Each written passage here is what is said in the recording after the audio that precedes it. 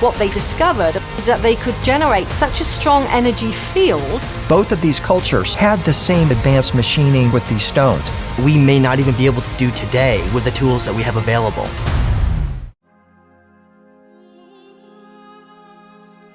Since ancient times, there have been venerated rulers depicted as having elongated heads. Some examples include the Egyptian god Osiris, who is a giant with an elongated head. And then in the 18th dynasty of Egypt, we find the king Akhenaten, or Amenhotep IV.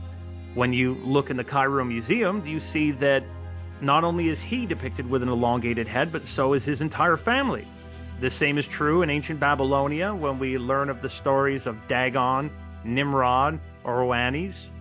Some call him Sidon because he taught the people about agriculture, but we get this idea of this god who's wearing a fish hat or an elongated head, and he has these fish scales because he was part of a seafaring people, comes to the shore of a very primitive people and teaches them about how to make fires and have a society and builds them up from the ground up after the cataclysms. These were extraordinary people. We find the legends of them all over the world, and to a greater degree, we have also seen that this is what has created what we call artificial head binding or cranial deformation of primitive cultures trying to imitate what these more advanced civilizations were teaching them. So to find out more about this, I asked my very good friend Brian Forster to come on the show. He and I have traveled around the world and done conferences together. We've been to Egypt together. We've been up to Peru and Bolivia and all those places, Tiwanaku, Pumapunku, Lake Titicaca, and I have seen his work and the incredible evidence that he has examined from all different sorts of scientific angles, and I want to talk about that with him today. But first, I want to tell you all about these amazing Orgone pyramids, and you can get them at Light the Light Pyramids. They're made by our very dear friend of the show, Michelle Hood. I love the way that they make the energy in the room feel. They're incredible. So do go and get yourself one. And also, I am taking my functional mushrooms that I always tell you about. And this time of the year, especially since it's cold and flu season, I'm taking the chaga, I'm taking lion's mane, and they're giving me a great boost. And I just can't say enough good things about them. You can get them at neurobuddha.com. And you can use the coupon code ENOCH20 at checkout to save 20%. So, Brian, I want to jump right into this subject with you because we know that there are these other class of hominids that I believe in your testing, they have been called Homo sapiens sapiens Paracas. They're a totally different class of hominids, and I want to get into that with you today. But how can we tell the difference between those folks that you're examining up in Paracas, that we'll just call those the real elongated skulls, alongside the ones with cranial deformation? What's the easiest differences to tell in their characteristics? The ones that are the product of cranial deformation, there's no difference in the volume, cranial volume, as compared to a normal Homo sapiens sapiens. But with the Paracas ones, the originals, their cranial volume is as much as 25% larger than normal. And I have an example I can show you. This is actually a cast of a probably 7-year-old child. And the important thing to show is the lack of the sagittal suture. You can see all Homo sapiens sapiens have a suture that goes across this way and connects with the occipital bone at the back, and this one doesn't have that at all. There's no sign that it was ever there, and so that indicates to us that this is not Homo sapiens sapiens. It also has these two little holes in the back of the head, which were for blood and nerve flow. So that also you do not find in Homo sapiens sapiens in general. That's incredible. Now, Brian, when we look at the size of these skulls, what's really fascinating with this is that they have these enormous heads. And as we mentioned at the beginning of the show, all these stories that we have of these ancient venerated rulers who had elongated skulls, whether we were talking about the depictions of Osiris, or we talk about Dagon, who had the fish hat or the mitre. or we talked about Akhenaten. It appears that these beings, it's one of your puppies. What's his name? That's Sanko. Sanko. When we look at these ancient venerated rulers, that they all seem to have some special ability attached to them, whether it was Osiris, whether it was Dagon, whether it was how Akhenaten was depicting himself. The question I want to ask is, do you think that they had extraordinary abilities due to the size of their brains? Do you think that they could have had other capabilities that regular Homo sapiens don't have? I would think so, because when you have 25% larger cranial volume, it has to be for something. Some people have speculated that the skulls were larger, but the brains were the same size. But I've seen the insides of the original Paracas skulls, and you can see where all of the veins would actually make contact to the interior of the skull, and therefore that tells you that the brain was the same size as the volume, internal volume of the skull.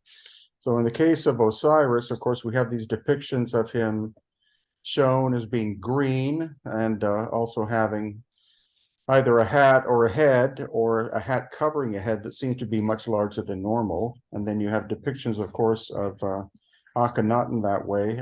We don't have evidence of Akhenaten's actual existence, but what we do have is we have the busts that are located in the Cairo Museum of his daughters that are shown clearly to have had elongated skulls, not like the Paracas ones where it's vertical elongations, it's more of a horizontal elongation.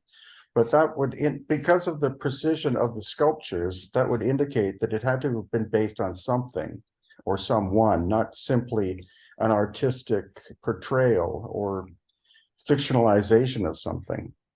Wow, that's really incredible. I remember walking through Tanis with you when we were there, and you said something that really stuck with me. You said, "Hey, look at that statue over there that we see of Osiris." And you said, "Don't you think it's interesting that he's depicted as a giant with an elongated skull?"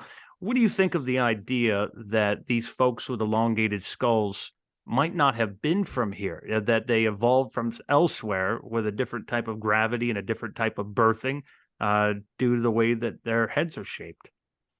Well, there is, of course, a connection between Sirius and ancient Egypt. So it could be that Osiris is based on someone who came from the area of the stars of, the Sirius stars, quite possibly. I'm open, I don't have evidence for that, but I'm open to the idea because, of course, Sirius and Osiris are very closely related in terms of letters.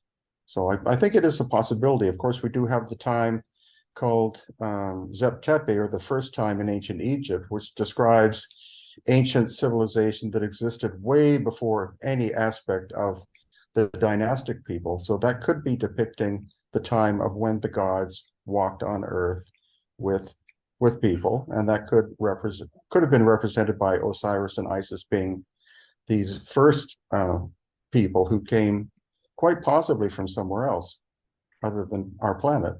I like that connection that you're making right there. And when we look at that name Osiris, this is something that I've often heard, the connection that we found between Osiris and Sirius. Jordan Maxwell used to say that there was a connection to why we call each other sir, and as a gentlemanly title, and that came from sire, that went back to Osiris.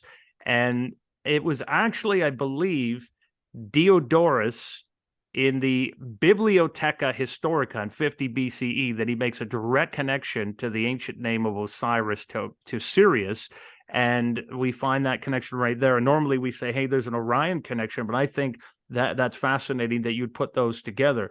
When we go back and look at these folks, there's all kinds of conspiracies about them, of course. And I'm not sure if you're familiar too much about what Karen Hughes had said. I believe she was associated with some of the World Banks, and she had come out and said that there was another group of these folks with these elongated heads that she felt were running the planet, and they were actually over at the Vatican. Did you ever see her talking about that? Oh, very much so. That was at least 3 years ago. I was actually in contact with her for a short period of time in regards to that. That's her theory or her speculation. I don't know she seems to have disappeared off the internet since then. So I don't know if she's been harassed or what happened to her, but that became quite a prominent theory a few years ago.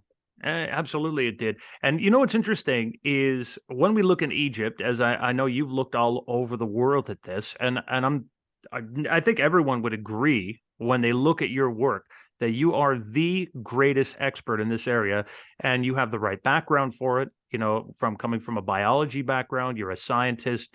You left everything. You moved to Paracas. You've been looking at this all your life. You've been involved in genetic testing for this. You take it very seriously, and I know you've looked at where this is all over the world, from the northern Black Sea, Crimea, Scandinavia, the stuff you've said where you found the traces of these elongated skulls, the authentic ones, that is, not just the cranial deformation versions. But oftentimes we've speculated that there must have been these folks that were in Egypt.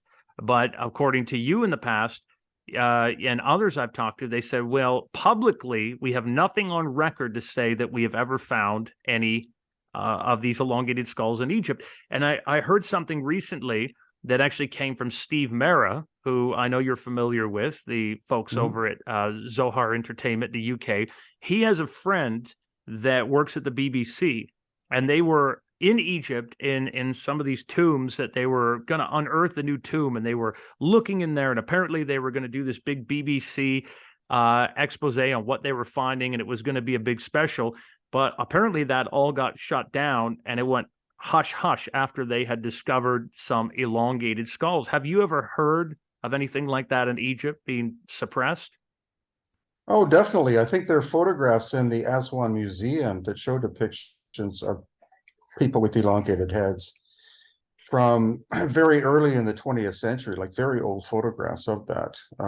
So I know Yusuf Awiyan was the one who first showed that to me, of evidence of, the presence of elongated skull beings before dynastic times.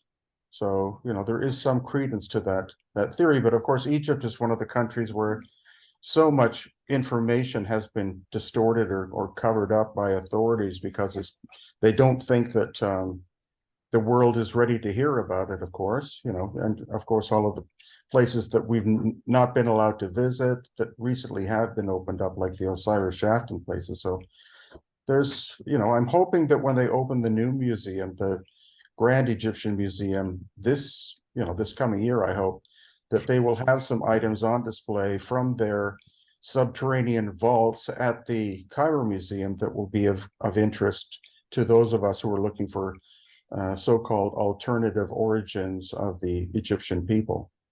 Well, they've been saying that forever, haven't they? That they're going to open up GEM. That will be great if they do it this year and not just have a parade. That an opening follows the parade. But it is going to be amazing when they open it up. I wanted to bring it back a little bit to what you were just saying there. When we talk about these elongated headed progenitors, and how they could be associated with our origins, going back into the story.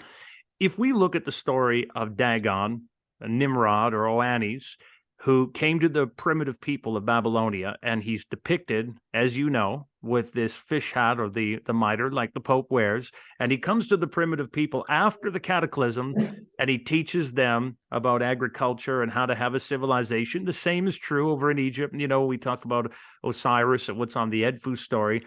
But when we think of these guys as they're traveling around the world, whether they were missionaries after the cataclysms, or they were just on vacation to certain parts of the world that we find their remains, is it possible that when we look at the stories where you live, the stories of Viracocha, Amaru, and all these guys, that we have this story going over to Mexico, which I know you've talked about a lot. You've done tours to Mexico, and you've covered all these parts in your work and your books.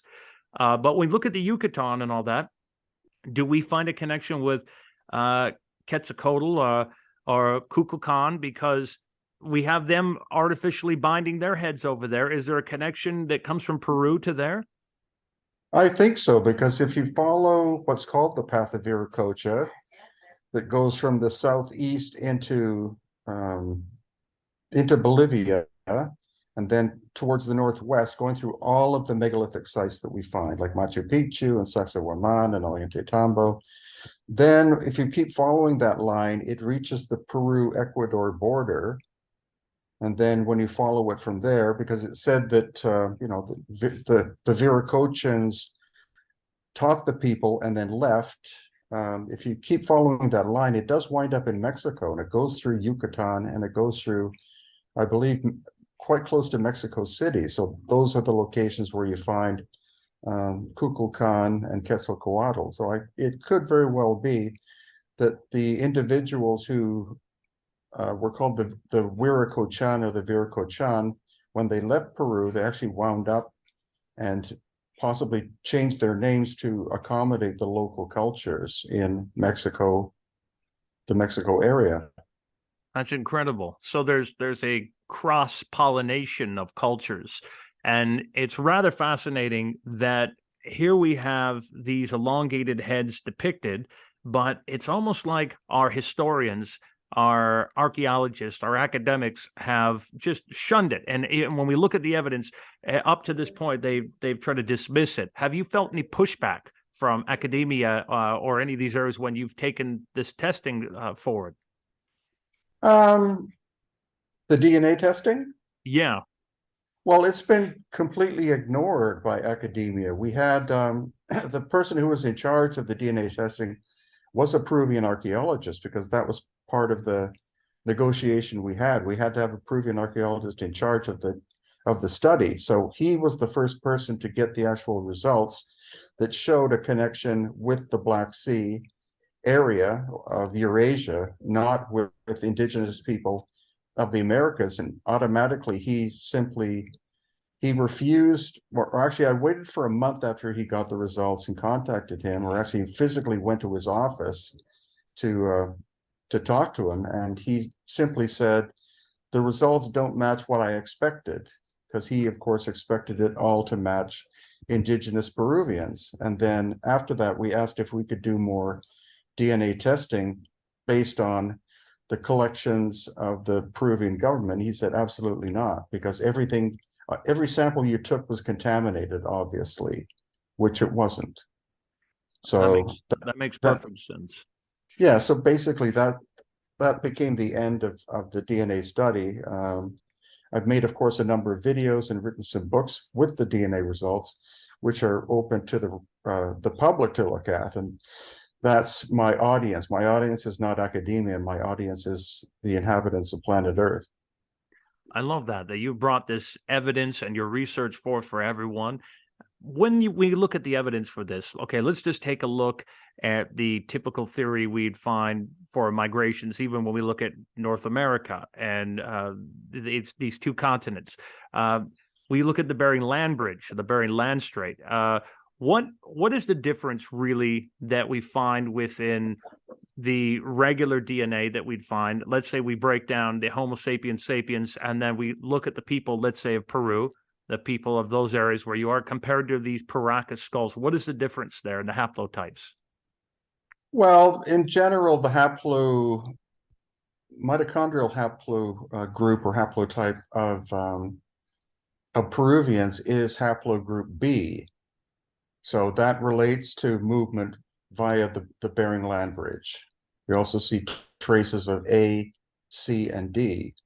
But in the case of the Paracas, out of the 22 skulls we examined, only 2 of them showed the mitochondrial haplogroup B, none of A, none of C, none of D. And the relationship then is of similar elongated skulls of a contemporary timeline found in Eurasia, more specifically around Crimea and the Black Sea area. I think so that's again, fascinating. Thank you. Well, the reason I find that really fascinating too, Bri, is that we have some interesting connections to those areas when we look at the Ural Mountains. There is the Daska stone. There are these incredible stones, these megaton stones that we find that are visible up from space there, that have 120 million year old fossilized seashells in them. They found all kinds of strange things. It's an area that's truly perplexing. It has an ancient 3D topographical map of the Earth again, visible from space. We have in the nearby areas all kinds of strange mythologies, and one I wanted to ask you about. When we look at the Bulgarians, for example, wasn't it you that told me, I think it was around the 16th century, that royalty had to marry into females that had elongated skulls? Was that something that you were saying before? Well, I wouldn't say it was something that was prized, because in that area, according to that time frame, there were people with elongated heads that lived in the area of Bulgaria, and the women were prized by other noble families to marry into that group. Why? That's probably lost in time, but that definitely seems to have been chronicled, that these were very prized individuals for their specific bloodline. I could see that. I mean, there's certain groups in Europe, when we look at the Austro-Hungarian Empire, for example, we see the Habsburgs. They have very unique physical characteristics. There are some families, let's say, when we go look at England, without saying any names, that are from, let's say, the area of Lincolnshire, that when you look at them today, they appear to have this elongated headed cranial area. And I think it's a symbol of prestige. And so it's very interesting that that still remains here today. Would you say that there still are populations in any, concentrated amounts on the earth right now that still have the elongated heads? Not really. I mean, there were people living in, I think it's the Congo in Africa, that up until the 1950s, they were still doing head binding. But I think missionaries and the government decided that that was not a good idea and prohibited them from doing that. The Inca also had elongated heads, and once the Spanish conquered Cusco, they prohibited skull binding by them. So the portrayals we see of the Inca made by European painters is not a depiction of what the Inca actually looked like. The Inca also had reddish hair, were taller than normal, and also had lighter colored skin. That's what differentiated them from the normal inhabitants of the Cusco Highlands of Peru area. That was shown by one of the members of Pizarro's, actually one of Pizarro's brothers noticed that when he was in Cusco. He saw these people who looked quite different and said, "Who are they?" And he was told, "Those are the last of the Viracochans, the old ones." That's really fascinating. I know even in British Columbia, Canada, where it's interesting that people might not know this. I don't know if you want me to tell everyone this, but That's good. You and I both come from British Columbia originally. Now, of course, we don't live there any longer. You live in Paracas. I live in Hungary. But even in those areas, in the Guadalajara Islands, I believe it is, and in these areas, they found skulls that people can look it up online that have been artificially bound with the cranial deformation. And there's so many people on the internet that will be quick to dismiss the discoveries of, let's say, the Paracas skulls or the authentic skulls out there. And they'll say it's all artificial head bonding. Well, why do people think that this practice started in the first place? They were trying to imitate who they perceived as these holy people, these gods, or those with these incredible abilities. Obviously, they saw them and they said, well, we want to be like them. They were another class. And when we look at these depictions, though, of the artificially bound ones, and you gave us a good breakdown at the beginning of the show, when we see where the spine would come in and the size of the head, is this clearly coming into a different spot, though, on the base of the head? Well, very much so, because it's called the foramen magnum. That is where the vertebrae enter the bottom of your skull. With us, it's at the middle, it's at the balance point. But in the case, again, with this casting of an authentic Paracas young person, you can see that the foramen magnum is very much at the back. It's about 2.5 centimeters back from where ours is. So that indicates that the whole balance of the skull was completely different than ours. Also, I think the diameter of the foramen magnum in the original Paracas is about half of what ours is. So their necks were very thin, probably very long.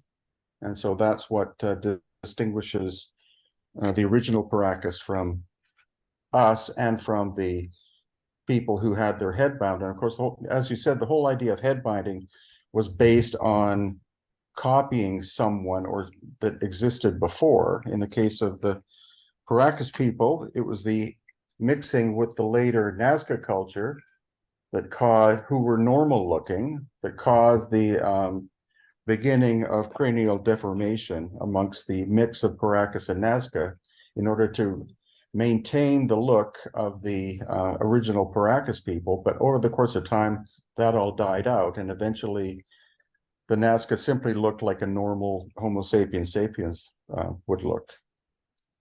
That's really incredible to think about.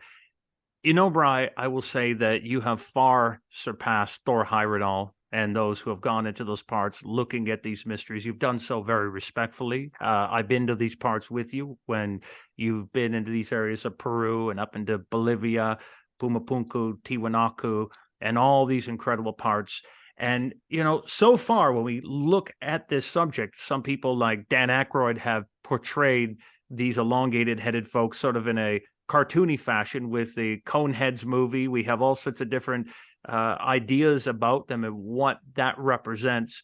But moving forward, I think that our future generations will have you to thank for taking this so seriously and bringing this up in these incredible subjects. And you have also looked at this idea with these megalithic structures at the same time, but also these cataclysms, as you've put out there in your book, Aftershock, and you've been discussing for years.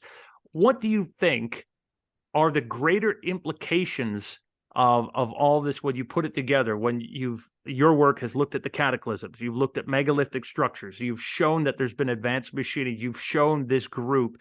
Do you think that we will ever get a full picture of these prehistoric civilizations and who these people were in their global role?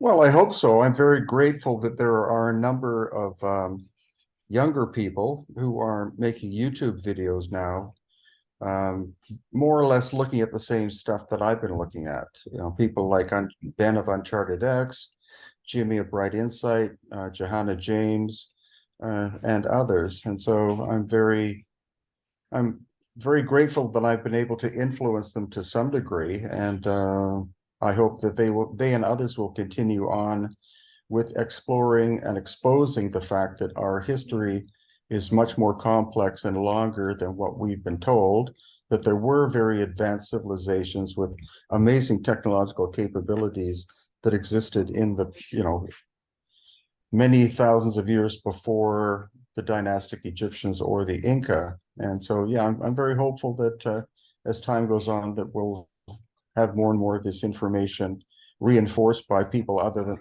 than myself. Brian, I love that so much. And I want to thank you for coming on today and sharing with us about your latest findings when looking at these elongated skulls. And I'm going to put links down below where people can find your books and they can check out your tours. And they can go, of course, always to Hidden Inca Tours, and they can see what you got going on. But they can also find you on shows like Ancient Aliens and Gaia's Deep Space. And you always have a million other great projects going on. Really quickly before you go, is there anything that we can look forward to that you got coming up? Well, we're going to Mexico in February with quite a large group looking at evidence of lost ancient high technology at some famous and some not so famous sites, like Teotihuacan, of course, is very famous, but there's another site called Mitla in Oaxaca that shows clear evidence of very advanced ancient technology. Then April, we're going back to Egypt with quite a large group. Then in June, we have our Peru-Bolivia tour, which is more focused on the Inca celebration of the sun, but of course we're going to be going to all the megalithic sites, including going back into Bolivia to Tiwanaku and Pumapunku. And then November, again, we're going to have another Peru-Bolivia tour. I think that's going to be it for next year. I'm still waiting for stability. You know, there's still all of this minor chaos going on around the world based on you know, factors that we don't really want to discuss too much, but I'm waiting for more political and travel stability before I start to open up to other places, like going back to Turkey and Lebanon and Jordan and places like that.